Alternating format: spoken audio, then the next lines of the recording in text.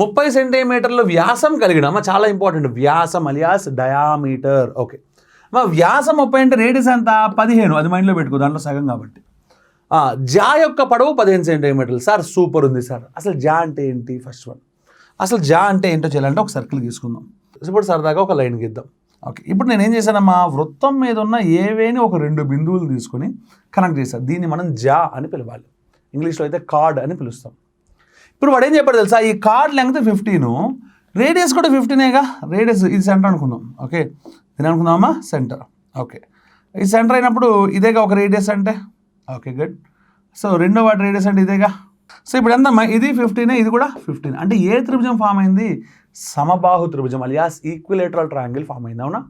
Equal triangle అంటే each angle ఎంత 60, అది మైండ్లో పెట్టుకో, అవసరమైనప్పుడు వాడుకుందాం. 30 సెంటీమీటర్ల వ్యాసం కలిగిన వృత్తంలో alias radius is equal to 15, జా యొక్క పొడవు 15 సెంటీమీటర్లు అయినా ఆ జాకు సంబంధించిన మైనర్ ఆర్క్ యొక్క పొడవును కనుగొనండి. ఇదేగా మైనర్ ఆర్క్ అంటే.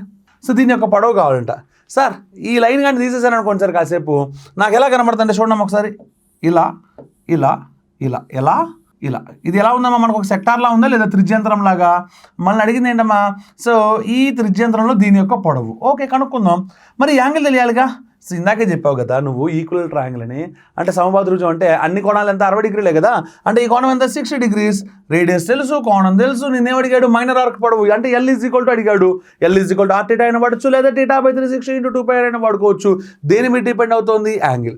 మరి యాంగిల్ దేంట్లో ఉంది? రేడియన్స్లో ఉందా డిగ్రీస్లో ఉందా?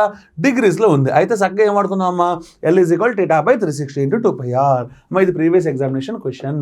θ ఎంత 60/360 × 2πr, 2 × 22/7 × రేడియస్. రేడియస్ ఎంత వచ్చిందమ్మా మనకి 15. వాడు ఎంత మంచోడు అంటే మీకు ఈ పై వాల్యూ 22/7 రాస్తే మీరు సింప్లిఫై చేయడం కష్టపడతారని వాడు పైగానే ఉంచేశాడు. చూసుకోండి అన్ని ఆప్షన్స్లో పై ఉందా లేదా. సో అమ్మ మన మైండ్ ఎలా ఉండాలంటే, ఒక పక్క నేను క్వశ్చన్ చెప్తూ ఉన్నాను, ఇంకో పక్క క్వశ్చన్లో వాడు పై ఇచ్చాడు లేదు చూసుకుంటూనే ఉన్నాను. అవునా కాదా? అలా ఉండాలి. రెప్పపాటు కాలంలో అన్నీ అయిపోవాలి. 61s 66s. ఓకే, 2 ఒకట్లు 2 3లు, 3 ఒకట్లు 3 5లు. అంటే ఏం మిగిలిందమ్మా ఫైనల్గా 5 × π. ఎంత మిగిలిందమ్మా 5π. 5π అంటే ఎన్నో ఆప్షన్ మనకి? So B is the answer. ఎన్నో ఆప్షన్ బి.